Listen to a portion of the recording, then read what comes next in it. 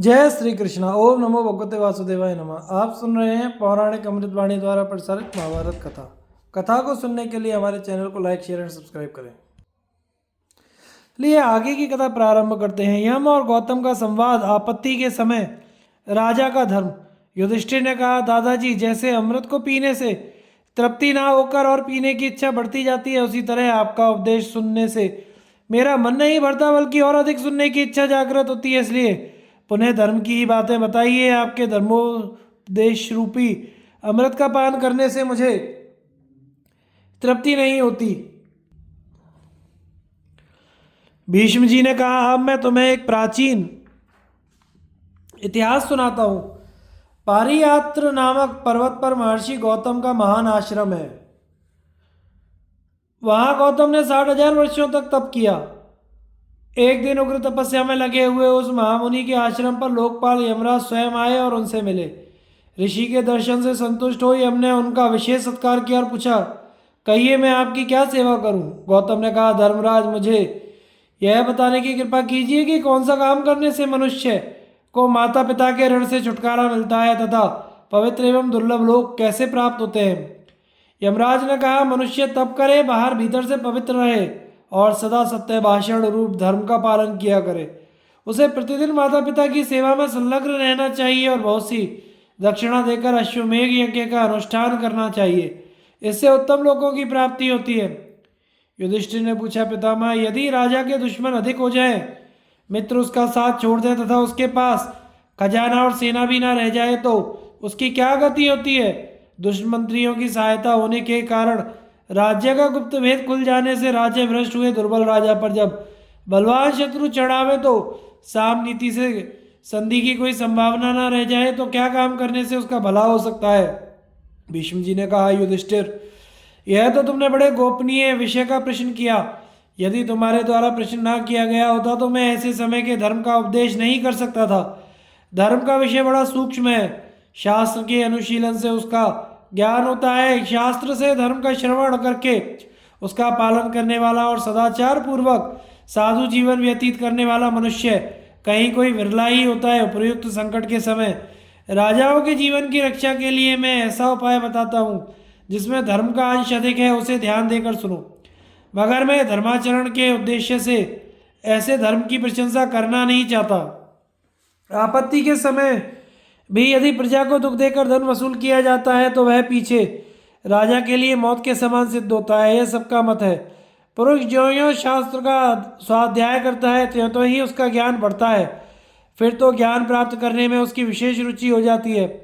उसके द्वारा वह संकट से बचने का उपाय स्वयं ही ढूंढ निकालता है। अब अपने प्रश्न के अनुसार प्रासंगिक बातें सुनो। खजाने के नष्ट होने से ही राजा के बल का नाश होता है, इसलिए वह प्रजा से धन लेकर अपने कोष की वृद्धि करे, फिर अच्छा समय आने पर प्रजा के ऊपर धन आदि देकर अनुग्रह करे। यही सदा का धर्म है। प्राचीन काल के राजाओं ने भी आपत्ति के समय इस उपाय धर्म का ही आश्रय लिया था। सामर्थ्यशाली पुरुषों का धर्म दूसरा है और विपत्तिग्रस्त मनुष्यों का दूसरा। इसलिए पहले कोष संग्रह करके फिर धर्म का पालन करे। राजा ऐसा बर्ताव करे जिससे उसका धर्म भी बना रहे, उसे शत्रु के अधीन भी ना होना पड़े, वह अपने को विपत्ति में न डाले। हर एक उपाय के द्वारा अपने उद्धार के लिए ही प्रयत्न करे। धर्म वेत्ताओं को धर्म में निपुणता प्राप्त करनी चाहिए, क्षत्रियों को बाहुबल में। जैसे ब्राह्मण जीविका के बिना कष्ट पाने पर यज्ञ के अनाधिकारी से भी यज्ञ करा लेता है और नहीं खाने योग्य अन्न को भी खा लेता है, उसी प्रकार आजीविकाहीन क्षत्रिय भी तपस्वी और ब्राह्मण के सिवा सबका धन ले सकता है। खजाना और सेना के नष्ट हो जाने पर, सब लोगों द्वारा अपमानित होने पर भी क्षत्रिय को ना तो भीख मांगनी चाहिए, न वैश्य तथा शूद्र की ही जीविका से गुजारा करना चाहिए। क्षत्रिय को अपने धर्म के अनुसार युद्ध में विजय पाकर ही धनोपार्जन करे तो उत्तम है। उसे अपनी जाति वालों से भीख मांगकर जीवन निर्वाह भी नहीं करना चाहिए। आपत्ति काल में राजा और राज्य की प्रजा दोनों को एक दूसरे की रक्षा करनी चाहिए। यही सदा का धर्म है। जैसे प्रजा पर संकट आ जाए तो राजा राशि राशि धन लुटाकर उसे आपत्ति से बचाता है, उसी तरह राजा के ऊपर संकट पड़ने पर प्रजा को भी उसकी रक्षा करनी चाहिए। राजा जीविका के लिए कष्ट पाने पर भी खजाना, राजदंड, सेना, मित्र और अन्य संचित साधनों को कभी राज्य से दूर ना करे। महामायावी शंबरासुर का कहना है कि मनुष्य को अपने भोजन के अन्न में से भी बचाकर बीज की रक्षा करनी चाहिए। यही धर्मज्ञों की राय है। जिसके राज्य की प्रजा को अन्न का कष्ट हो और वहां के मनुष्य जीविका के लिए विदेश में मारे मारे फिरते हो, उस राजा को धिक्कार है। राजा की जड़ है खजाना और सेना, इनमें सेना की जड़ है खजाना। सेना सब धर्मों की रक्षा का मूल और धर्म प्रजा का मूल है, इसलिए सबके मूलभूत खजाने को बढ़ावे। खजाना ही ना हो तो सेना कैसे रह सकती है? आपत्ति काल में धन संग्रह के लिए प्रजा को कुछ दबाना भी पड़े तो राजा को दोष नहीं लगता। युधिष्ठिर, राजा के लिए राज्य की रक्षा से बढ़कर कोई धर्म नहीं है। यही राजा का मुख्य धर्म बताया गया है। ऊपर इस धर्म के विपरीत जो प्रजा को कुछ कष्ट देकर धन लेने की बात कही गई है, वह सिर्फ आपत्ति काल के लिए, सदा के लिए नहीं। अतः धर्म से ही कोष का संग्रह करे, उसके लिए अधर्म का आश्रय कभी नहीं लेना चाहिए। आपत्तिग्रस्त राजा के कर्तव्य तथा मर्यादा का पालन करने वाले दस्युओं की सदगति का वर्णन। राजा युधिष्ठिर ने पूछा, पितामह, जिस राजा की शक्ति क्षीण हो गई हो, जो दीर्घ सूत्री हो, जिसके नगर और राष्ट्रों को शत्रुओं ने बांट लिया हो, जिसके मंत्रियों में एक मत ना हो, जो दुर्बल हो गया हो और बलवान शत्रुओं ने जिसके चित्त को घबराहट में डाल दिया हो, उसे क्या करना चाहिए? भीष्म जी बोले, राजन, बाहर से आने वाला शत्रु यदि धर्म और अर्थ में कुशल तथा पवित्र चरित्र हो तो उसके साथ शीघ्र ही संधि कर ले और इस प्रकार अपने परंपरागत राज्य को शत्रु के हाथ में जाने से बचा ले। खजाना और सेना को त्याग देने से ही जिन आपत्तियों से छुटकारा मिल सकता हो, उनके लिए अर्थ और धर्म को जानने वाला कौन मनुष्य अपने शरीर को भी फंसावेगा? युधिष्ठिर ने पूछा, दादाजी, यदि भीतर ही भीतर मंत्री लोग बिगड़ उठे, बाहर नगर और ग्राम आदि को शत्रु ने रौंद डाला हो, खजाना खाली हो चुका हो और गुप्त रहस्य भी खुल गया हो, ऐसी दशा में राजा को क्या करना चाहिए? भीष्म जी बोले, ऐसी स्थिति में या तो तुरंत संधि कर लेनी चाहिए, अकस्मात अपना प्रबल पराक्रम दिखाकर शत्रु को राज्य से बाहर निकाल देना चाहिए।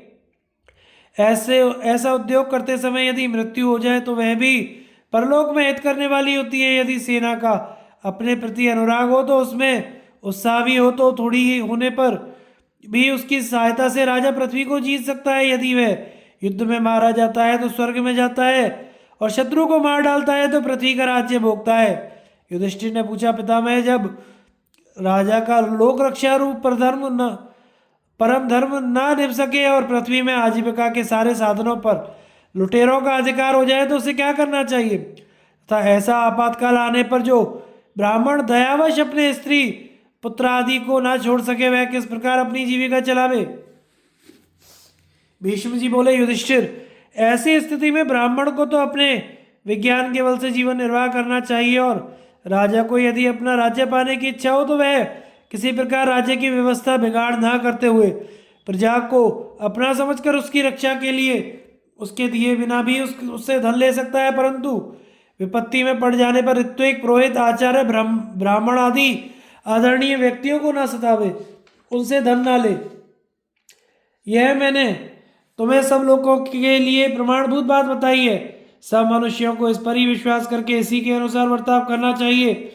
यदि गांव या नगर के बहुत से लोग रोषवश राजा के पास एक दूसरे की स्तुति या निंदा करें तो उनकी बात मानकर ही किसी का सत्कार या तिरस्कार नहीं करना चाहिए, क्योंकि दूसरों की निंदा करना दुष्ट पुरुषों का स्वभाव होता है और सत्पुरुष सर्वदा दूसरों के गुण ही गाया करते हैं।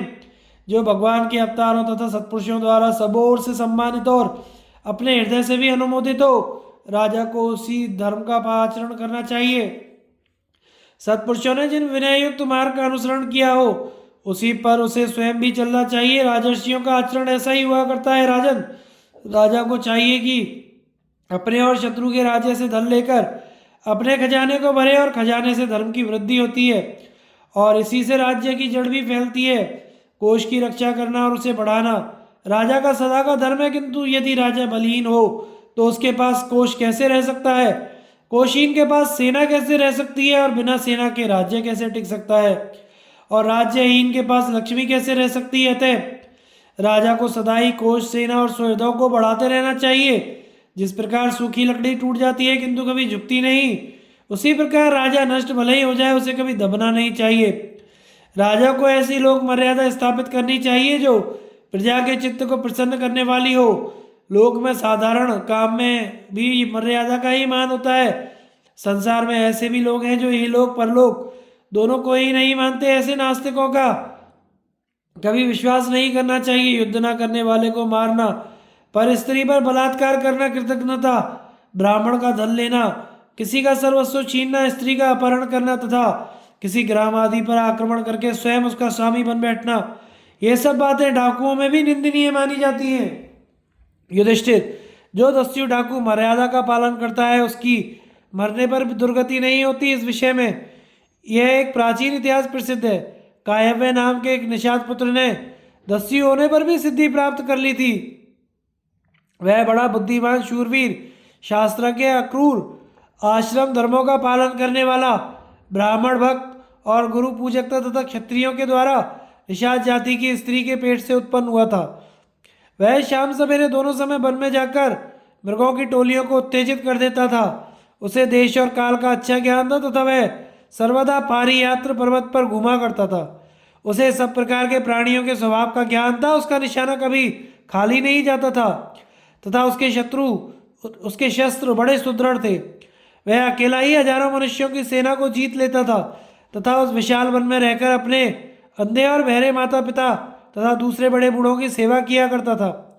वह माननीय पुरुषों का सत्कार करके उन्हें भोजन कराता और उनकी तरह तरह से सेवा करता। एक बार मर्यादा का अतिक्रमण और तरह तरह के क्रूर कर्म करने वाले कई हजार दस्युओं ने उससे कहा, तुम देश काल और मुहूर्त को जानने वाले बुद्धिमान, शूरवीर और दृढ़ प्रतिज्ञा हो, इसलिए हम सबकी सलाह से तुम हमारे सरदार बन जाओ। तुम हमें जैसी जैसी आज्ञा दोगे वैसा वैसा ही हम करेंगे। तुम माता पिता के समान हमारी यथोचित रीति से रक्षा करो। इस पर कायव्य ने कहा, प्यारे भाइयों, तुम कभी स्त्री, डरपोक, बालक और तपस्वी पर हाथ ना उठाना तथा जो युद्ध ना करना चाहते हो उसका वध ना करना। स्त्रियों को कभी बलात् मत पकड़ना। स्त्री हत्या से सर्वदा बचकर रहना। ब्राह्मणों के हित का सर्वदा ध्यान रखना और उनकी रक्षा के लिए आवश्यकता हो तो युद्ध भी करना। सत्य का कभी परित्याग ना करना और जिन घरों में देवता, पितर और अतिथियों का पूजन होता हो उन्हें कभी विघ्न मत डालना। समस्त प्राणियों में ब्राह्मण ही विशेष रूप से रक्षा करने योग्य हैं, इसलिए आवश्यकता हो तो अपना सर्वस्व लगा के भी उनकी सेवा करनी चाहिए। देखो, ब्राह्मण लोग कुपित होकर जिसका अनिष्ट चिंतन करते हैं उसकी तीनों लोकों में कोई भी रक्षा नहीं कर सकता। जो पुरुष ब्राह्मणों की निंदा करता है अथवा उसका नाश करना चाहता है उसका सूर्योदय होने पर अंधकार के नाश के समान अवश्य ही नाश हो जाता है। जो मनुष्य सत्पुरुषों को दुख देता है, शास्त्रों में उसका वध करने की आज्ञा है। दंड का विधान दुष्टों के दमन के लिए ही हुआ है, अपना धन बढ़ाने के लिए नहीं। दस्यु जाति में उत्पन्न होकर भी जो धर्मशास्त्र के अनुसार आचरण करते हैं वे लुटेरे होने पर भी शीघ्र ही सिद्धि प्राप्त कर लेते हैं। देखो, ये सब बातें तुम्हें मंजूर हो तो मैं तुम्हारा सरदार बन सकता हूं। भीष्म जी कहते हैं, युधिष्ठिर, तब उन सब ने कायव्य की आज्ञा का ही अनुसरण किया। इससे उन सभी की उन्नति हुई और उन्होंने पाप करना भी छोड़ दिया। इस पुण्य कर्म से कायव्य ने बड़ी भारी सिद्धि प्राप्त की, क्योंकि ऐसा करके उसने सत्पुरुषों की रक्षा कर ली और दस्युओं को पाप से बचा लिया। जो पुरुष नित्य प्रति इस कायव्य चरित्र का मनन करता है उसे किसी भी प्रकार के प्राणियों का भय नहीं होता। राजा के लिए धन संग्रह के स्थान तथा अनागत विपत्ति से सावधान रहने में 3 मत्स्यों का दृष्टांत। भीष्म जी बोले, राजन, जिन उपायों से राजा लोग अपना कोष भरते हैं उनके विषय में महात्मा लोग ब्रह्मा जी की कही हुई कुछ गाथाएं कहा करते हैं। राजा को यज्ञ अनुष्ठान करने वाले द्विजों का धन नहीं लेना चाहिए और देवोत्तर संपत्ति को भी नहीं छूना चाहिए। हाँ, लुटेरों का और जो लोग धर्म कर्म नहीं करते उनका धन वह ले सकता है। जो पुरुष हविष्यान्न के द्वारा देवता, पितर और अतिथियों का पूजन नहीं करता उसके धन को धर्मज्ञ पुरुष निरर्थक बताते हैं। धार्मिक राजा को ऐसा धन छीनकर प्रजा का पालन करना चाहिए। जो राजा ऐसे दुष्ट पुरुषों से धन छीनकर उसे सत्पुरुषों को देता है वह सब प्रकार के धर्मों को जानने वाला है। जिस प्रकार पृथ्वी की धूल पीसने से और भी महीन हो जाती है, उसी प्रकार विचार करने से धर्म का स्वरूप उत्तरोत्तर सूक्ष्म होता जाता है। युधिष्ठिर, जो पुरुष समय से पहले ही कार्य की व्यवस्था कर लेता है उसे अनागत विधाता कहते हैं, और जिसे ठीक समय पर ही काम करने की युक्ति सूझ जाती है उसे प्रत्युत्पन्नमति कहते हैं। ये दो ही सुख पा सकते हैं, दीर्घ सूत्री तो नष्ट हो जाता है। मैं दीर्घ सूत्री कर्तव्य अकर्तव्य के निश्चय को लेकर एक सुंदर आख्यान सुनाता हूँ, सावधान होकर सुनो। एक तालाब में जिसमें थोड़ा ही जल था बहुत सी मछलियां रहती थी। उनमें 3 कार्यकुशल मत्स्य भी थे, वे तीनों एक साथ ही रहा करते थे। उनमें एक दीर्घ कालज्ञ अनागत विधाता, दूसरा प्रत्युत्पन्नमति, तीसरा दीर्घ सूत्री था। एक दिन कुछ मछेरों ने उस तालाब से सब और नालियां निकालकर उसका पानी आसपास की नीची भूमि में निकालना आरंभ कर दिया। तालाब का जल घटता देख दीर्घदर्शी ने आगामी भय की शंका से अपने दोनों साथियों से कहा, मालूम होता है इस जलाशय में रहने वाले सभी प्राणियों पर आपत्ति आने वाली है, इसलिए जब तक हमारे निकलने का मार्ग नष्ट ना हो सके तब तक शीघ्र ही हमें यहाँ से चले जाना चाहिए। यदि आप लोगों को भी मेरी सलाह ठीक जान पड़े तो चलिए किसी दूसरे स्थान को चलें। इस पर दीर्घसूत्री ने कहा, तुमने बात तो ठीक कही है, किंतु मेरा ऐसा विचार है कि अभी हमें जल्दी नहीं करनी चाहिए। फिर प्रत्युत्पन्नमति बोला, अजी जब समय आता है तो मेरी बुद्धि युक्ति निकालने में कभी नहीं चूकती। उन दोनों का ऐसा विचार देखकर महामती दीर्घदर्शी तो उसी दिन एक नाली में होकर गहरे जलाशय में चला गया। कुछ समय बाद जब मछेरों ने देखा कि उस जलाशय का जल प्राय निकल चुका है तो उन्होंने कई जालों में उसकी सब मछलियों को फंसा लिया। सबके साथ दीर्घसूत्री भी जाल में फंस गया। जब मछेरों ने जाल उठाया तो प्रत्युत्पन्नमति भी सब मछलियों में घुसकर मृतक सा होकर पड़ गया। वे जाल में फंसी हुई उन सब मछलियों को लेकर दूसरे गहरे जल वाले तालाब पर आए, उन्हें उसमें धोने लगे। इसी समय प्रत्युत्पन्नमति जाल में से निकलकर जल में घुस गया, किंतु मंद बुद्धि दीर्घसूत्री अचेत होकर मर गया।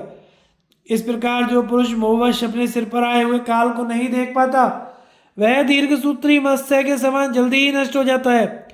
जो यह समझकर कि मैं बड़ा कार्य कुशल हूँ पहले से ही अपनी भलाई का उपाय नहीं करता वह प्रत्युत्पन्नमति नामक मच्छ के समान संशय की स्थिति में पड़ जाता है। इसी से कहा है कि अनागत विधाता और प्रत्युत्पन्नमति ये दो सुखी रहते हैं और दीर्घसूत्री नष्ट हो जाता है।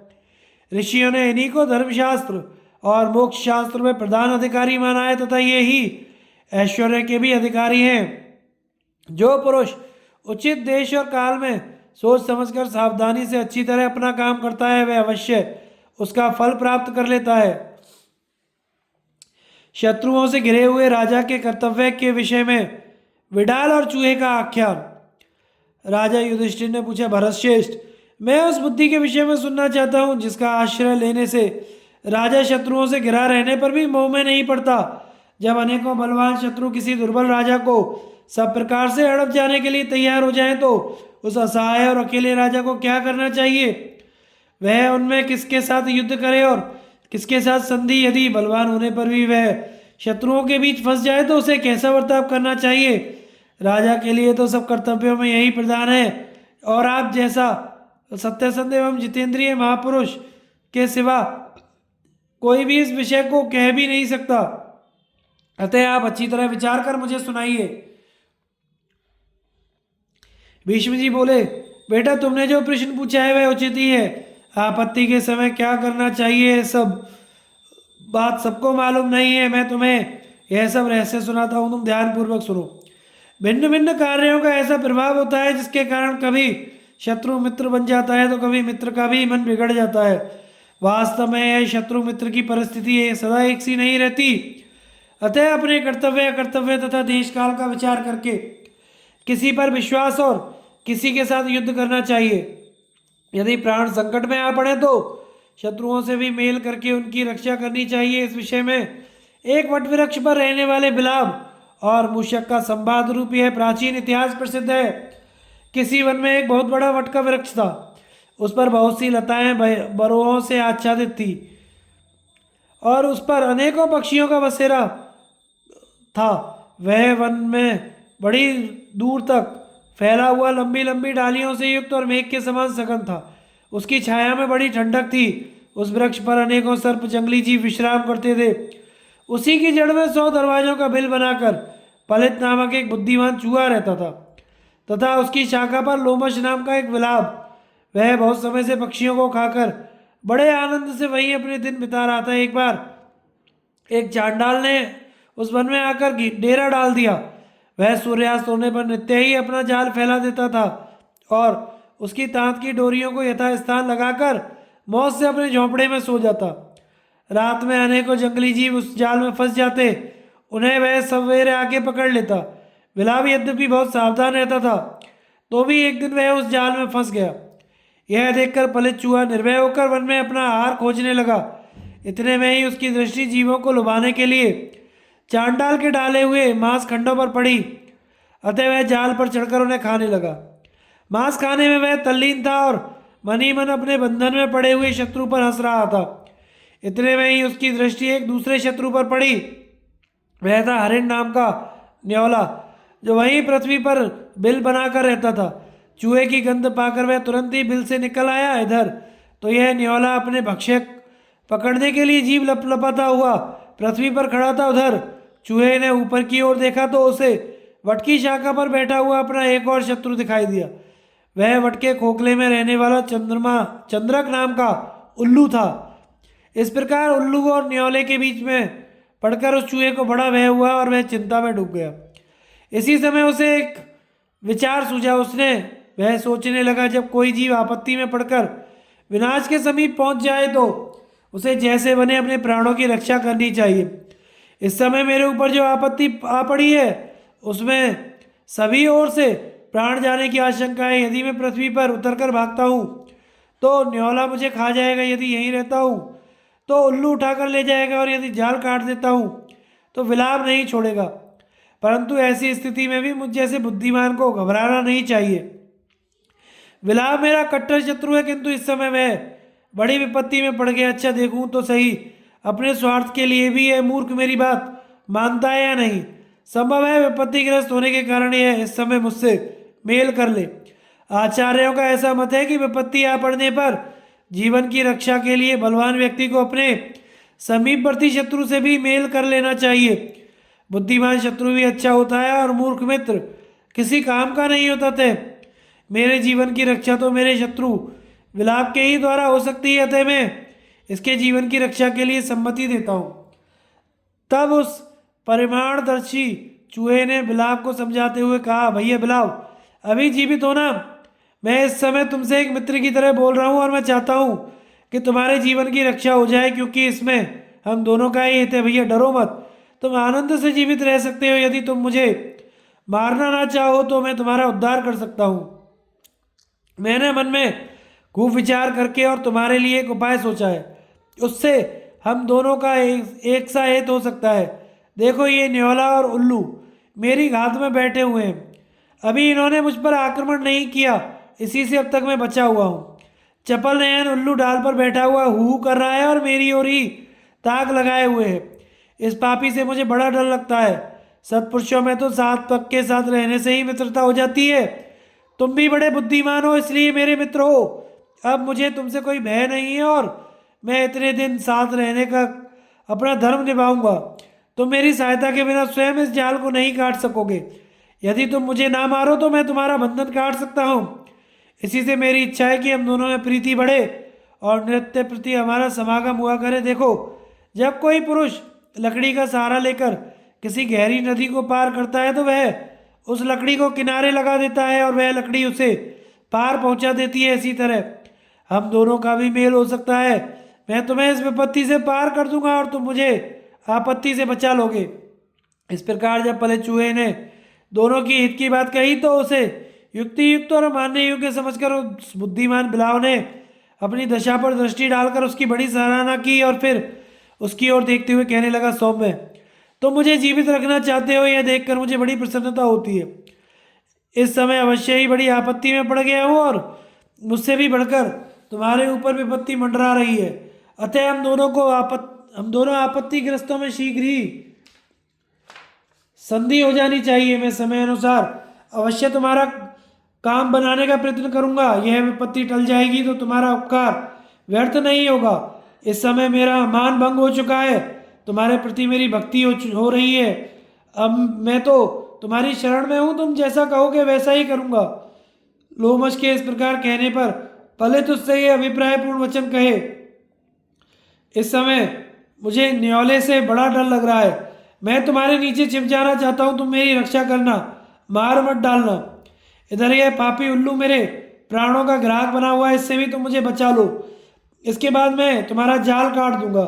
यह बात मैं तुमसे सत्य सत्य की शपथ खाकर कहता हूं।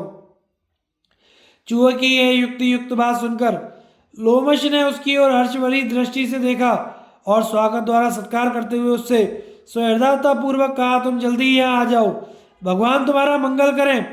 तुम तो मेरे प्राण के समान प्रिय सखा हो। इस समय तुम्हारी कृपा से ही मेरी प्राण रक्षा होगी, इसलिए मित्र आओ, हम तुम दोनों संधि कर लें। भैया, इस संकट से छूट जाने पर मैं मित्र बंधु बांधवों सहित तुम्हारे सभी प्रिय और हितकारी काम करता रहूंगा।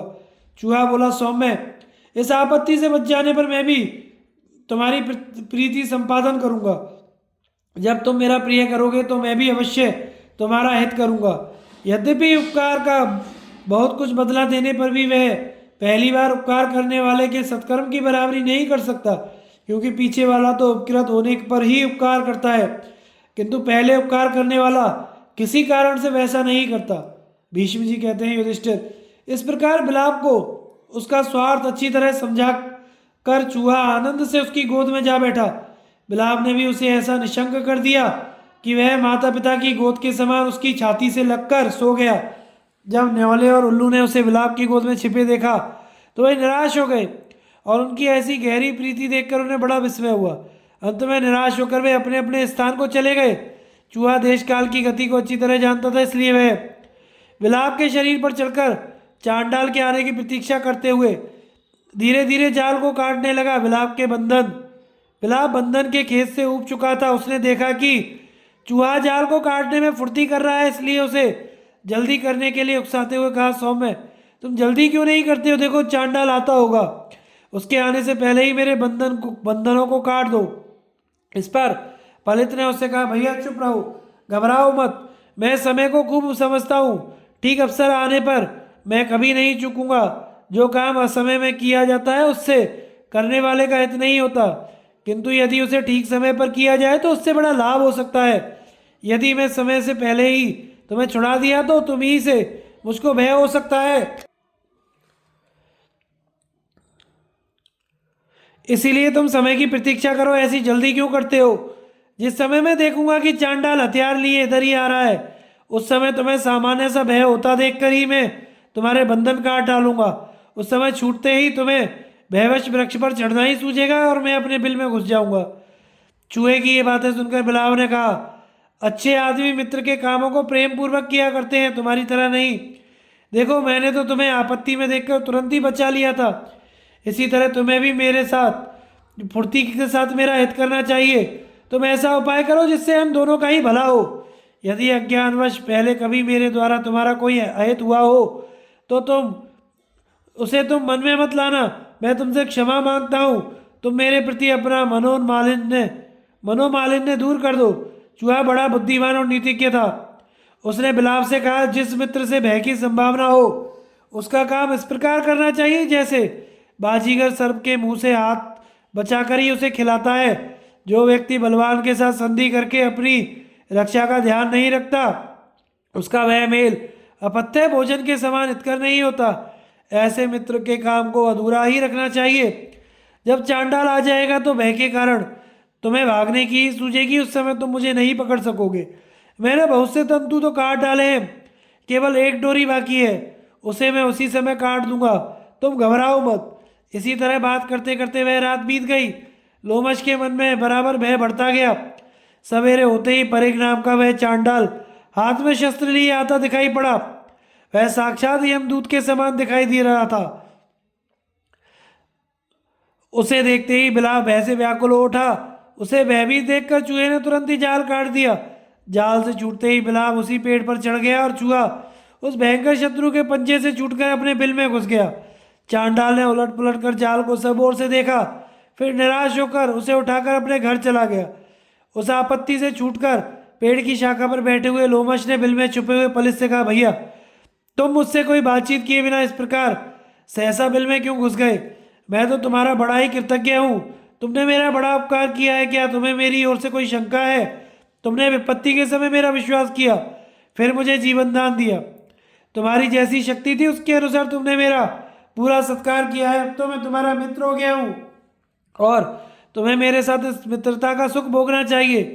मेरे जो भी मित्र और बंधु बांधव हैं वे सब तुम्हारी इसी प्रकार सेवा करेंगे जैसे शिष्य लोग गुरु की करते हैं। मैं भी तुम्हारी और तुम्हारे मित्र एवं बंधु बांधवों का पूरा सत्कार करूंगा। भला ऐसा कौन कृतज्ञ होगा जो अपने जीवन दाता का सत्कार ना करना चाहेगा? तुम मेरे शरीर के और मेरे घर के स्वामी हो। मेरी जो कुछ भी संपत्ति है उसके तुम ही व्यवस्थापक बनो। तुम बड़े बुद्धिमान हो। आज से मेरा मंत्रित्व स्वीकार करो और पिता के समान मुझे सदुपदेश दो। मैं अपने जीवन की शपथ खाकर कहता हूँ कि अब तुम मुझसे किसी प्रकार का भय मत मानो। बुद्धि में तो तुम साक्षात शुक्राचार्य ही हो। अपने मंत्र बल से जीवन दान देकर तुमने मुझे अपने अधीन कर लिया है। बिलाव की ऐसी चिकनी चिकनी चुपड़ी बातें सुनकर परम नीति के चूहे ने कहा, भाई साहब, जिसका जीवन रहते हुए पुरुष अपना स्वार्थ सत्ता देखता है और जिसके मर जाने पर अपनी हानि मानता है, वही उसका मित्र बन सकता है। यह मित्रता भी तभी तक निभती है जब तक अपने स्वार्थ से विरोध नहीं आता। मित्रता कोई स्थायी रहने वाली चीज नहीं है और शत्रुता भी सदा नहीं रहती। स्वार्थ की अनुकूलता और प्रतिकूलता से ही मित्र और शत्रु बनते रहते हैं। कभी कभी समय के फेर से मित्र भी शत्रु बन जाता है और शत्रु से भी मित्रता हो जाती है। जो व्यक्ति मित्रों का सर्वदा विश्वास करता है और शत्रुओं से सदा सशंक बना रहता है और नीति शास्त्र पर दृष्टि रखकर किसी से प्रेम नहीं करता, उसका किसी समय सर्वदा मूलोच्छेद हो जाता है। पिता, माता, पुत्र, मामा, भांजे तथा सब सगे संबंधी स्वार्थ के लिए ही एक दूसरे से बंधे रहते हैं। अपना प्यारा पुत्र भी यदि पतित हो जाता है तो माँ बाप उसे त्याग देते हैं। संसार में सब लोग सर्वदा ही अपनी रक्षा करना चाहते हैं, इसलिए तुम स्वार्थ को ही सबका सार समझो। सब जीव स्वार्थ के ही साथी हैं। संसार में मुझे तो किसी का भी प्रेम अकारण नहीं जान पड़ता। यद्यपि कभी कभी क्रोधवश भाइयों में और पति पत्नियों में भी फूट पड़ जाती है, तथापि स्वभावतः उनमें प्रेम रहता ही है। दूसरे लोगों से इसी प्रकार प्रीति नहीं हो सकती। दूसरों से तो कुछ मिलने से अथवा मीठी मीठी बातें सुनने से ही प्रेम होता है। हमारी प्रीति भी एक विशेष कारण से ही हुई थी। अब जब वह कारण नष्ट हो गया तो प्रीति भी नहीं रही।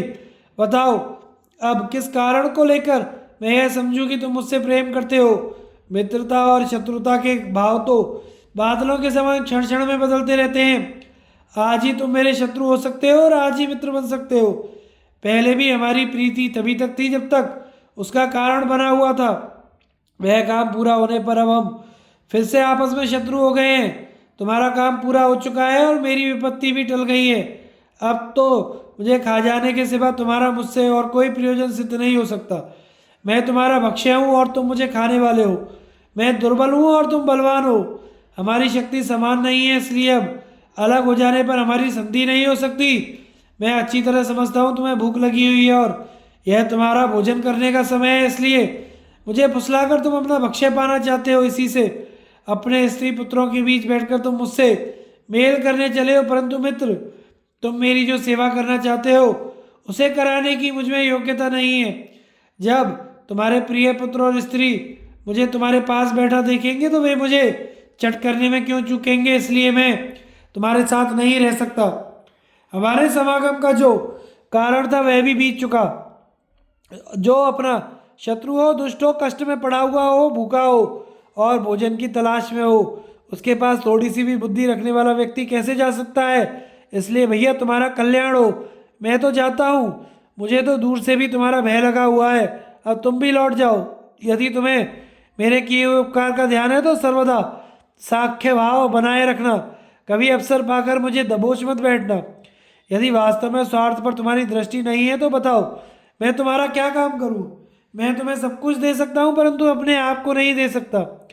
अपनी रक्षा के लिए तो संतान, राज्य, रत्न, धन आदि सभी का त्याग किया जा सकता है। अधिक क्या, सारा सर्वस्व लुटाकर भी जीव को अपनी रक्षा करनी चाहिए, क्योंकि हमने सुना है जीवित रहने वाले को ये फिर भी मिल जाते हैं। पलित ने जब इस प्रकार खरी खरी सुनाई तो बिलाव ने लज्जित होकर कहा, भाई मैं सत्य की सौगंध खाता हूँ, मित्र से द्रोह करना तो सबसे बड़ी बुरी बात है। तुमने मेरी भलाई की, इससे तो मैं तुम्हारी बुद्धिमानी ही समझता हूँ। तुमने बड़ी नीति युक्त बात कही है, तुम्हारा विचार मुझसे पूरा पूरा मिलता है, किंतु इस विषय में तुम्हें मेरी ओर से कोई विपरीत बात नहीं समझनी चाहिए। तुमने प्राणदान देकर मेरे साथ मित्रता की है, और मैं भी धर्म को जानने वाला, गुणग्राही और कृतज्ञ हूँ। विशेषतः तुम्हारे प्रति तो मेरा बहुत ही प्रेम है, इसलिए तुम्हें भी मेरे साथ ऐसा ही बर्ताव करना चाहिए। तुम्हारे कहने से तो मैं अपने बंधु बांधवों सहित प्राण भी त्याग सकता हूँ। हम जैसे मनुष्यों को तो सभी बुद्धिमानों का विश्वास हो जाता है, अतः तुम्हें मेरे ऊपर कोई शंका नहीं करनी चाहिए। इस प्रकार बिलाव ने जब बहुत प्रशंसा की तो गंभीर स्वभाव चूहे ने कहा, अब वास्तव में बड़े साधु हैं। आपके मुख से मैंने जो कुछ सुना है वह बहुत ठीक है, उससे मुझे प्रसन्नता भी है, परंतु मैं आप में विश्वास नहीं कर सकता। इस संबंध में शुक्राचार्य ने दो बातें कही हैं, आप उन पर ध्यान दें।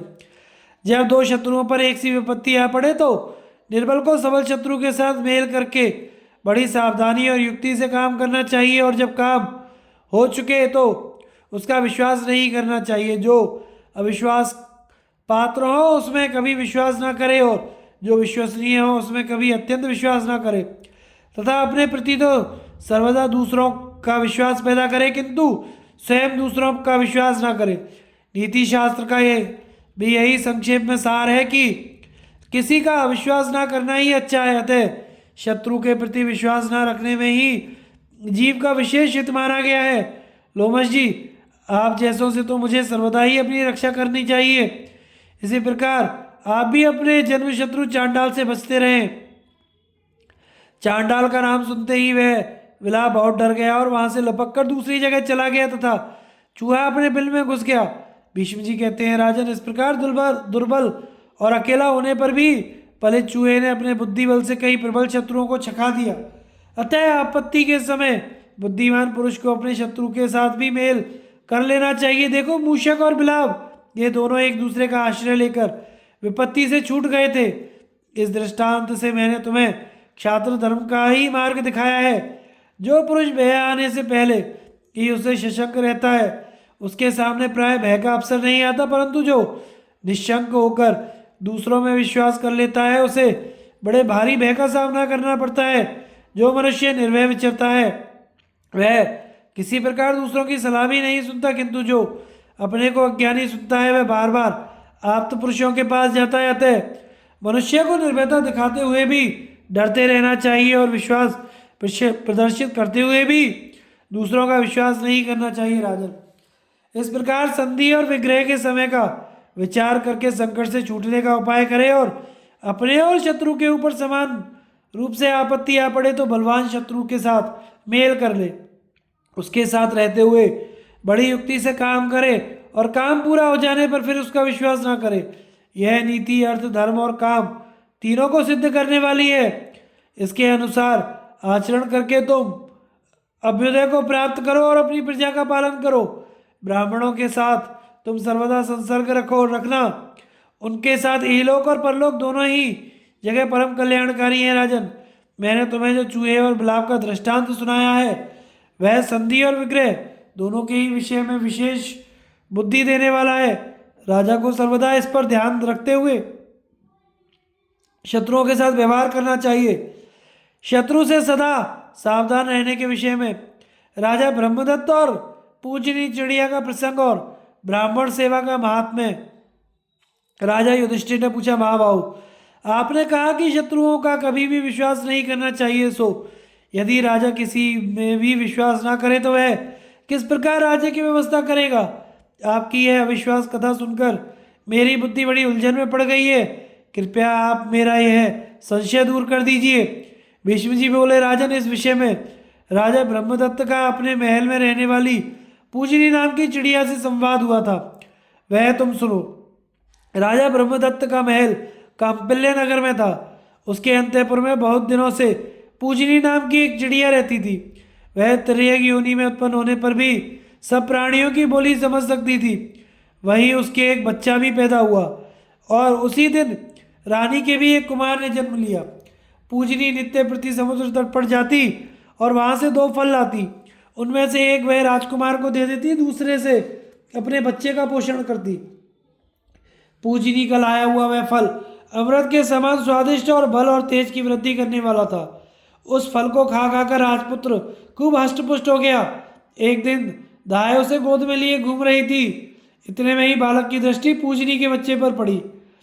राजकुमार अपने बालय स्वभाव से दाई की गोद में से खिसक गया और उस बच्चे के साथ खेलने लगा। वहां अकेले में जोर से दबोचकर उसने वह बच्चा मार डाला, फिर दाई की गोद में चला गया। जब पूजनी फल लेकर लौटी तो उसने देखा कि राजकुमार ने उसका बच्चा मार डाला है। अपने बच्चे की ऐसी दुर्गति देखकर उसकी आंखों में आंसू भर आए और दुख से व्याकुल हो गई और इस प्रकार कहने लगी कि क्षत्रियों का संग करना अथवा उनसे प्रीति या मेल मिलाप करना ठीक नहीं है। ये सबका अपकार ही करते हैं, इनका कभी विश्वास नहीं करना चाहिए। देखो यह राजकुमार कैसा कृतज्ञ है और क्रूर और विश्वासघाती है। अच्छा, आज मैं इससे इस वैर का पूरा पूरा बदला लूंगी। ऐसा सोचकर उसने अपने पंजों से राजकुमार के दोनों नेत्र फोड़ दिए। यह देखकर राजा ब्रह्मदत्त ने विचार किया कि पूजनी ने राजकुमार से उसके कुकर्म का ही बदला लिया है, इसलिए वह उससे कहने लगा, पूजनी, हमने तेरा अपराध किया था, तूने उसी का बदला लिया। अब हम दोनों बराबर हो गए, इसलिए अब तू यहीं रह, किसी दूसरी जगह मत जा। पूजनी बोली, राजन, जब किसी से वैर बंध जाए तो उसकी चिकनी चुपड़ी बातों में आकर विश्वास नहीं करना चाहिए। ऐसा करने से वैर तो दूर हो जाता है, पर विश्वास करने वाला ही मारा जाता है। जब एक बार वैर बंध जाता है तो बेटे पोते तक उसका बदला लिए बिना नहीं छोड़ते। इसलिए जिसने विश्वासघात किया हो उसका कभी विश्वास नहीं करना चाहिए। जो अविश्वसनीय हो उसका विश्वास ना करे और जो अविश्वसनीय हो उसका भी अत्यंत विश्वास ना करे। विश्वास के कारण ही उत्पन्न होने वाली विपत्ति जीवन का समूल नाश कर डालती है। अतः जब आपस में बैर बंध गया तो हमारा मेल होना संभव नहीं है।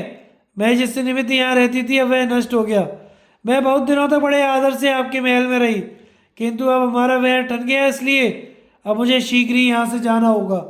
ब्रह्मदत्त ने कहा, जो व्यक्ति अपकार के बदले में अपकार करता है वह अपराधी नहीं माना जाता। इससे तो अपकार करने वाला ऋण मुक्त हो जाता है। इसलिए तू आनंद से यहीं रह, कहीं मत जा। पूजनी बोली, राजन, जिसका अपकार किया जाता है और जो अपकार करता है उनका मेल नहीं हो सकता।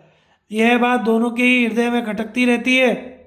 ब्रह्मदत्त ने कहा, पूजनी, इससे तो वैर शांत हो जाता है और अपकार करने वाले को पाप का फल भी नहीं भोगना पड़ता। इसलिए अपकार सहने वाले और अपकारी का मेल तो फिर भी हो ही सकता है। पूजनी बोली, इस प्रकार वैर कभी दूर नहीं होता और यह समझकर कि शत्रु ने मुझे सांत्वना दी है उसका विश्वास भी नहीं करना चाहिए। ऐसे अवसर पर विश्वास करने से प्राणों से भी हाथ धोना पड़ता है, इसलिए फिर मुंह दिखाना ही अच्छा है। ब्रह्मदत्त ने कहा, यदि आपस में वैर रखने वाले भी साथ साथ रहें तो उनमें स्नेह हो जाता है, फिर उनमें वैर नहीं रहता। पूजनी बोली, राजन, पंडित लोग अच्छी तरह जानते हैं कि वैर 5 कारणों से हुआ करता है। स्त्री के कारण, घर और जमीन के कारण, कठोर वाणी के कारण, आपस की लाग डांट के कारण और अपराध के कारण। जिस प्रकार वड़वानल किसी भी प्रकार शांत नहीं होता, वैसे ही क्रोधाग्नि से भी धन से समझाने से या डांटने डपटने से ठंडी नहीं होती। वैर के कारण उत्पन्न होने वाली आग एक पक्ष को सुहा किए बिना कभी शांत नहीं होती। जिसने पहले अपकार किया हो वह धन और मान द्वारा बहुत सत्कार करे तो भी उसका विश्वास नहीं करना चाहिए। अब तक तो ना मैंने आपका कोई अपकार किया था और ना ही आपने ही मेरी कोई हानि की थी, इसलिए मैं आपके महल में रहती थी, किंतु अब मुझे आपका विश्वास नहीं हो सकता। ब्रह्मदत्त ने कहा, पूजनी, संसार में तरह तरह की क्रियाएं काल के ही कारण होती हैं। काल की प्रेरणा से ही लोग विविध कर्मों में प्रवृत्त हो रहे हैं। इनमें कौन किसका अपराध करता है? जन्म और मृत्यु की का प्रेरक भी समान रूप से काल ही है। काल के कारण ही जीव के जीवन का अंत होता है। इसलिए जो कुछ हुआ उसमें मैं तेरा अपराध नहीं समझता। तू यहाँ आनंद से रह, तुझे कोई कष्ट नहीं पहुँचाएगा।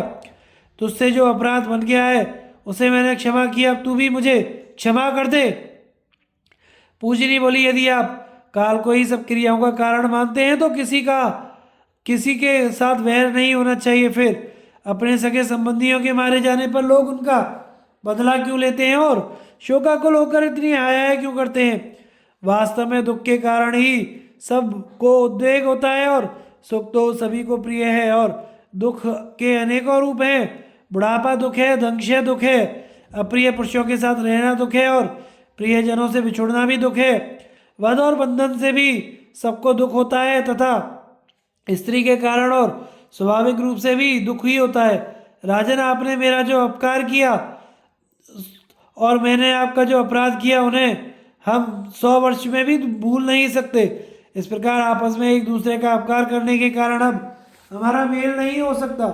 आप जैसे जैसे अपने पुत्र की दुर्गति को याद करेंगे वैसे वैसे आपका वैर ताजा होता रहेगा। अब इस मरणांत वैर के ठन जाने पर आप जो प्रीति करना चाहते हैं वह इसी प्रकार असंभव है जैसे मिट्टी का घड़ा एक बार फूट जाने पर नहीं जुड़ता। जब किसी कुल में दुखदाई वैर बंध जाता है तो वह शांत नहीं होता, उसे याद दिलाने वाले बने ही रहते हैं। इसलिए जब तक कुल में एक भी व्यक्ति बना रहता है तब तक वह खुन्नस नहीं मिटती। इसलिए किसी का कुछ बिगाड़ देने पर फिर राजा को उसका विश्वास नहीं करना चाहिए। ब्रह्मदत्त ने कहा, अविश्वास करने से तो मनुष्य संसार में कुछ भी प्राप्त नहीं कर सकता। यदि मन में एक प्रकार का भी भय बना रहे तो उसका जीवन मिट्टी हो जाएगा। पूजनी बोली, राजन, जिसके दोनों पैरों में चोट लगी हो फिर भी वह पैरों से ही चलता रहे तो चाहे कैसी भी सावधानी से चले उसके पैरों में घाव हो ही जाएगा। जो पुरुष अपने रोगी नेत्रों को हवा के सामने खुले रखता है उसके नेत्रों में वायु के कारण अवश्य ही बहुत पीड़ा बढ़ जाएगी। जो पुरुष अपनी शक्ति का विचार ना करके अज्ञानवश भयानक मार्ग में चल पड़ता है उसका जीवन उस मार्ग में ही समाप्त हो जाता है। जो किसान वर्षा के समय का विचार ना करके खेत जोतता है उसका परिश्रम व्यर्थ होता है और उसे अनाज नहीं मिलता। जो पुरुष हितकारी भोजन करता है उसके लिए वह अन्न अमृत रूप हो जाता है, परंतु जो परिणाम का विचार ना करके कुपत्ते का सेवन करता है उसके जीवन का अंत तो उसके उस अन्न के साथ ही समझो। दैव और पुरुषार्थ ये दोनों ही एक दूसरे के आश्रय से रहते हैं, किंतु उदार पुरुष सर्वदा शुभ कर्म किया करते हैं और नपुंसक दैव के भरोसे पड़े रहते हैं। जो पुरुष कर्म को छोड़ बैठता है वह दरिद्रता के चंगुल में फंसकर सदा अनर्थों का शिकार बना रहता है। अतः मनुष्य को सर्वस्व की बाजी लगाकर भी अपना हित करना चाहिए। विद्या, शूरवीरता, दक्षता, बल और धैर्य ये 5 मनुष्य के स्वाभाविक मित्र हैं। बुद्धिमान लोग सर्वदा इनके सहवास में रहते हैं। घर, सोना, चांदी, पृथ्वी, स्त्री और सहृदयगण ये मध्यम कोटि के मित्र हैं। ये मनुष्य को सभी जगह मिल सकते हैं। जो मनुष्य विद्वान होता है वह सभी जगह आनंद में रहता है। बुद्धिमान के पास थोड़ा सा धन हो तो वह बढ़ता रहता है। वह दक्षतापूर्वक काम करते हुए संयम के द्वारा सर्वत्र प्रतिष्ठा प्राप्त कर लेता है, किंतु बुद्धिहीन पुरुष घर, धरती, स्वदेश और स्वजनों की चिंता में ग्रस्त रहकर सदा दुखी बना रहता है। यदि अपनी जन्मभूमि में भी रोग और दुर्भिक्ष आदि का कष्ट हो तो वहां से अन्यत्र चला जाए। यदि रहना हो तो सदा सम्मानपूर्वक रहे। इसलिए अब मैं दूसरी जगह जाऊंगी, यहाँ रहना मेरे लिए संभव नहीं है। दुष्टा भार्या, दुष्ट पुत्र, कुटिल राजा, दुष्ट मित्र, दूषित संबंधी और दुष्ट देश को दूर से ही छोड़ देना चाहिए। कुपुत्र पर भला कैसे विश्वास हो सकता है? दुष्टा भार्या में प्रेम होना कैसे संभव है? कुराज्य में शांति मिलना असंभव ही है और दुष्ट देश में भी कैसे निर्वाह हो सकता है? कुमित्र का स्नेह कभी स्थिर नहीं रहता, इसलिए उससे मेल बना रहना कठिन ही है। स्त्री तो वही है जो मधुर भाषण करे, पुत्र वही है जिससे सुख मिले, मित्र वही है जिसमें विश्वास हो और देश वही है जहाँ निर्वाह हो सके, तथा राजा उसे ही समझना चाहिए जिसके शासन में किसी प्रकार का बलात्कार ना होता हो, लोग निर्भय हो और गरीबों का पालन होता हो। जिस देश का राजा गुणवान और धर्मपरायण होता है वहाँ स्त्री, पुत्र, मित्र, संबंधी और बंधु बांधव सभी की अनुकूलता हो जाती है। अधर्मी राजा के अत्याचार से तो प्रजा का सत्यानाश हो जाता है। वास्तव में धर्म, अर्थ, काम इन तीनों का मूल राजा ही है, इसलिए उसे सावधान रहकर सर्वदा प्रजा का पालन करना चाहिए। राजा को कर रूप से प्रजा की आमदनी का छठा भाग लेकर उसे उचित कर्मों में खर्च करना चाहिए। जो राजा प्रजा की रक्षा अच्छी तरह नहीं करता वह तो चोर के समान है। प्रजा को अभयदान देकर यदि राजा धन के लोभ से वैसा बर्ताव नहीं करता तो सारी प्रजा का पाप बटोर कर अंत में नरक में जाता है। और यदि वह अभय देकर वैसा ही आचरण भी करता है तो प्रजा का धर्मानुसार पालन करने के कारण वह सबको सुख देने वाला समझा जाता है।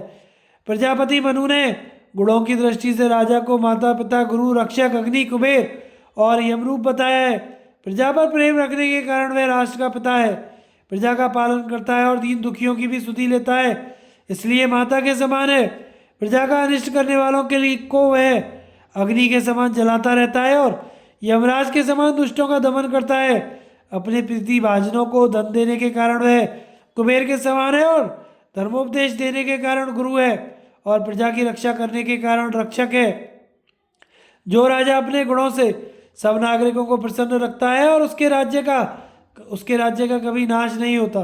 जिसे पूर्ववासी और देशवासियों को प्रसन्न रखने की कला आती है वह राजा इहलोक और परलोक में सुख पाता है। जिस तरह राजा की प्रजा सर्वदा करके बाहर से पीड़ित हो तरह तरह के अनर्थों से दुखी रहती है, जिस प्रकार इसके विपरीत उसे जरूर नीचा देखना पड़ता है। इसके विपरीत जिसकी प्रजा सरोवर में कमलों के समान विकसित होती रहती है वह सब प्रकार के पुण्य फलों का भागी हो जाता है और स्वर्गलोक में भी सम्मान पाता है। भीष्म जी कहते हैं, राजन, ब्रह्मदत्त से इस प्रकार कहकर उसकी आज्ञा ले वह चिड़िया स्वेच्छा अनुसार चली गई। इस प्रकार मैंने तुम्हें राजा ब्रह्मदत्त और पूजनी के संभाषण का प्रसंग तो सुना दिया, अब तुम और क्या सुनना चाहते हो? राजा युधिष्ठिर ने पूछा, पितामह, क्या कोई ऐसी मर्यादा भी है जिसका किसी को उल्लंघन नहीं करना चाहिए? आप सभी सत्पुरुषों में श्रेष्ठ हैं, कृपया उसका भी वर्णन कीजिए। भीष्म जी बोले, मनुष्य को सर्वदा विद्यावृद्ध, तपस्वी, शास्त्रज्ञ और सदाचार निष्ठ ब्राह्मणों की सेवा करनी चाहिए। यह बड़ा ही पवित्र कार्य है। तुम जैसा भाव देवताओं में रखते हो वैसा ही ब्राह्मणों में भी रखो। राजा युधिष्ठिर ने पूछा, दादाजी, ब्राह्मणों में भी रखो? ब्राह्मण प्रसन्न रहते हैं तो मनुष्य को बड़ा सुयश मिलता है और वे अप्रसन्न हो जाते हैं तो उसके लिए बड़ा संकट उपस्थित हो जाता है। ब्राह्मण प्रसन्न रहें तो अमृत के समान होते हैं, कोप करने लगे तो साक्षात विष हो जाते हैं। शरणागत की रक्षा करने के विषय में एक वहेलिया और कपोती का प्रसंग।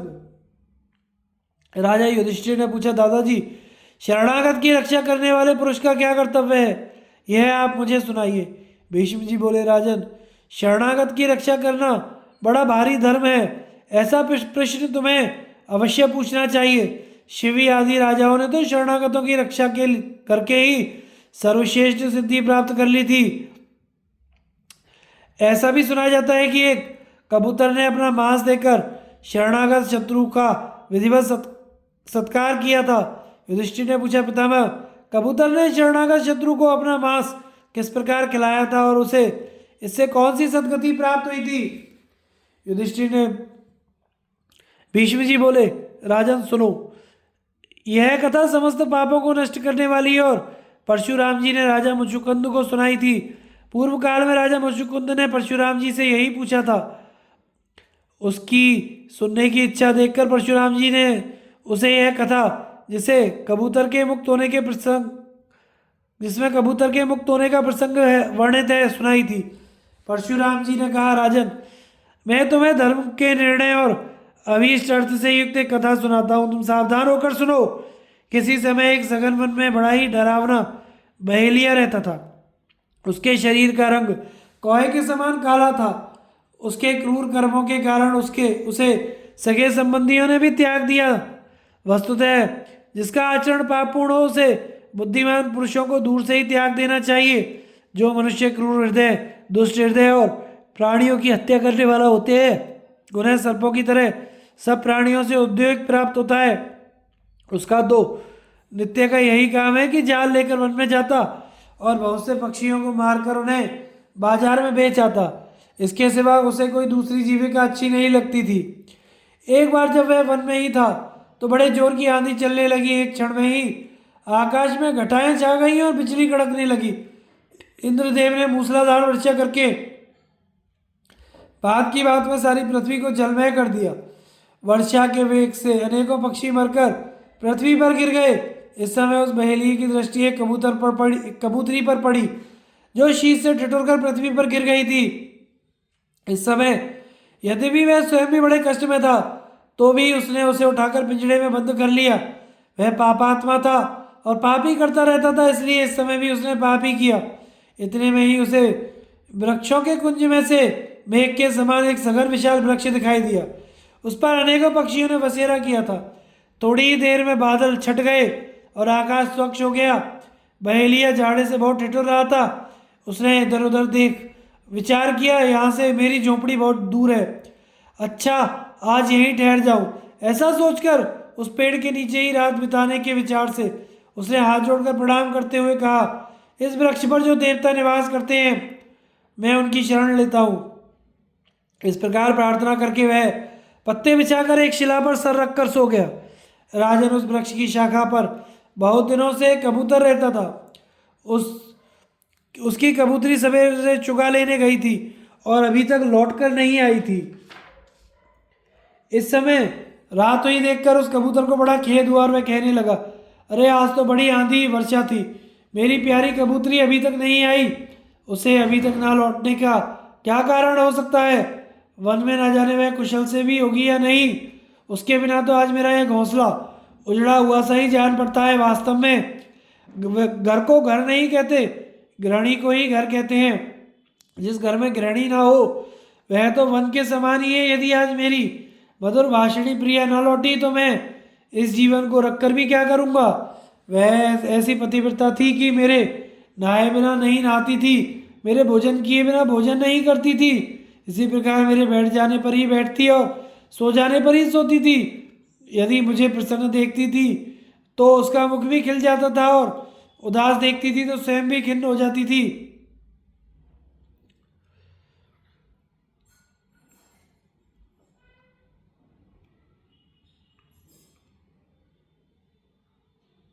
मैं कहीं बाहर जाने लगता तो उसका चेहरा उतर जाता और कभी क्रोध करता तो वह मीठे मीठे शब्द सुनाकर मुझे शांत कर देती।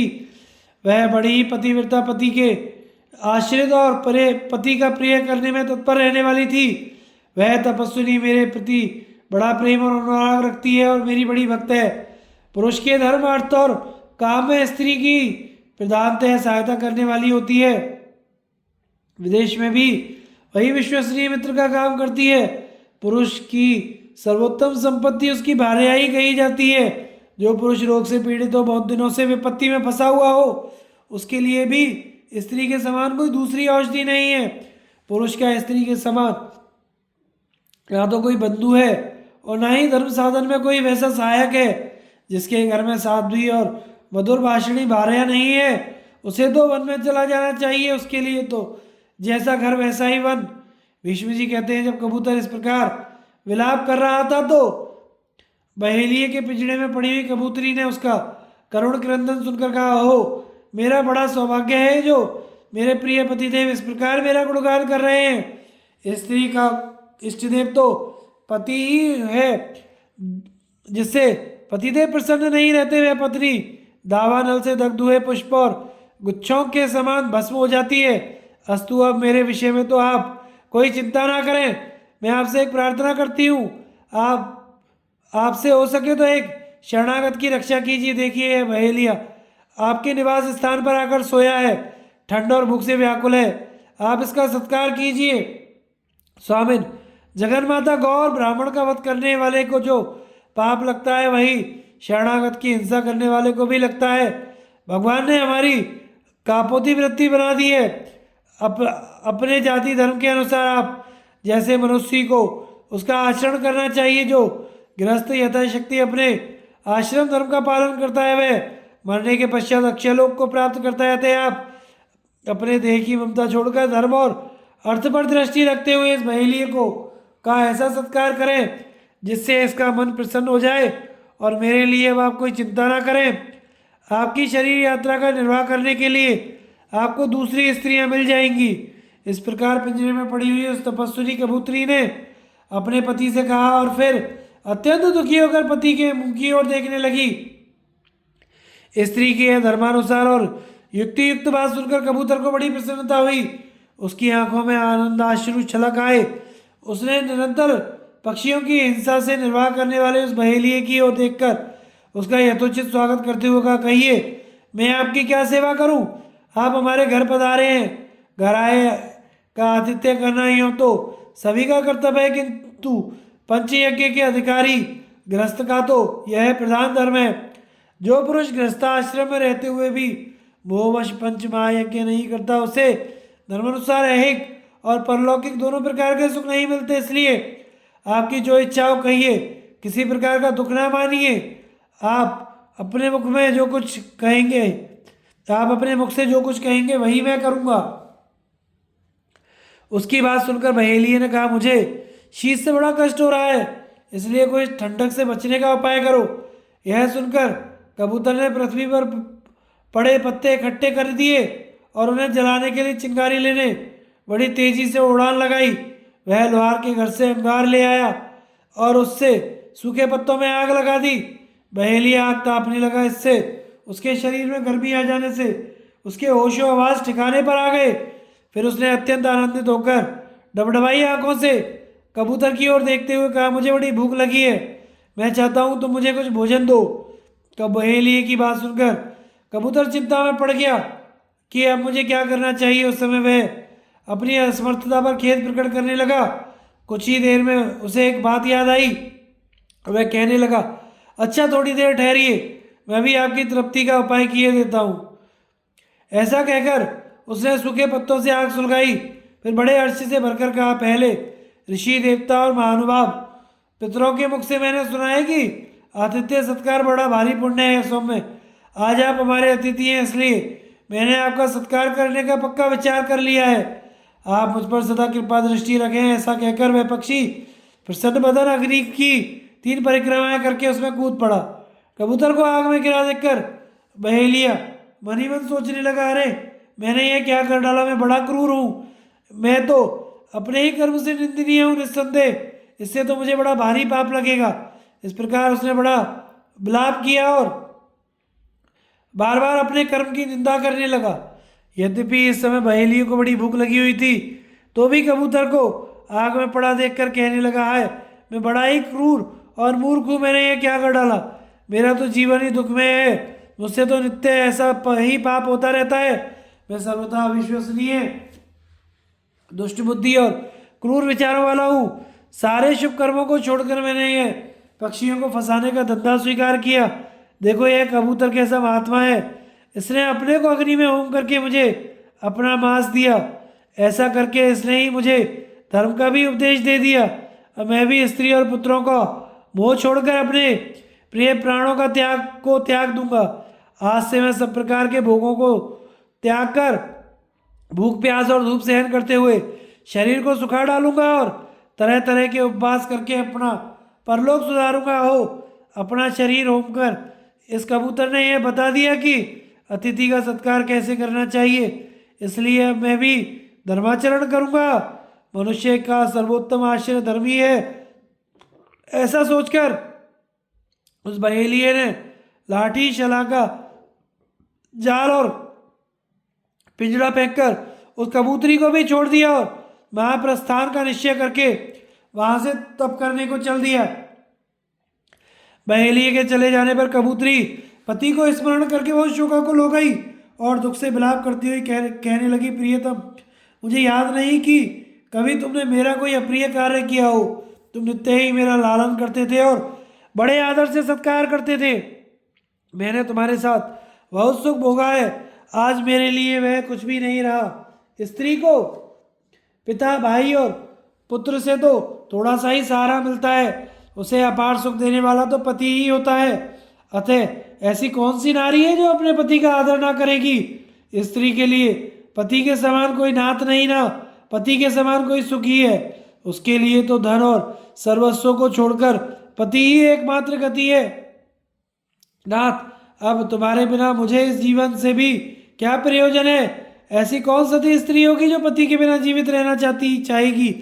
इसी प्रकार उस कबूतरी ने दुखित होकर करुण क्रंदन किया और फिर उस जलती हुई आग में कूद पड़ी। उसने देखा कि उसका पति रंग बिरंगे फूलों की माला और विचित्र वस्त्राभूषणों से सुसज्जित हुआ एक विमान पर बैठा है और तथा अनेकों महापुरुष उसकी सेवा में उपस्थित हैं।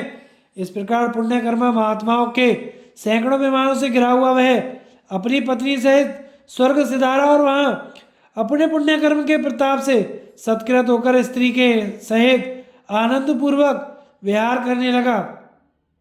बहेलिये ने जब उन दोनों को विमान पर चढ़कर आकाश में जाते देखा तो उनकी ऐसी सदगति देखकर उसे बड़ा अनुताप हुआ। वह सोचने लगा, मैं भी इसी प्रकार तपस्या करके परम गति को प्राप्त करूंगा।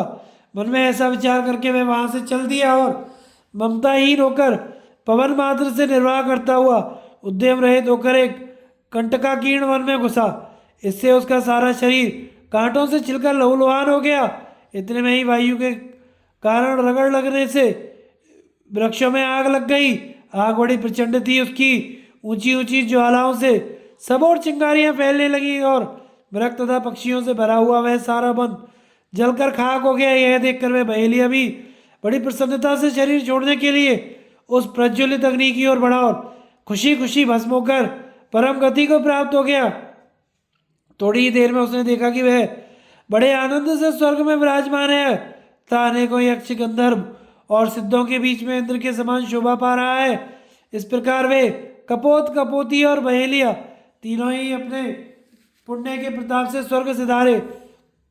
जो स्त्री इस प्रकार अपने पति का अनुसरण करती है वह कपोती के समान ही स्वर्गलोक में विराजती है। राजन, शरणागत की रक्षा करना बड़ा ही पुण्य का काम है। ऐसा करने से गोवध करने वाले के पाप का भी प्रायश्चित हो जाता है। इस पाप नाशक पवित्र इतिहास को सुनने से मनुष्य की दुर्गति नहीं होती और वह स्वर्ग सुख प्राप्त करता है। धन्यवाद। आगे की कथा का प्रसारण हम अगले भाग में करेंगे। हमारे चैनल को लाइक, शेयर एंड सब्सक्राइब करें। धन्यवाद।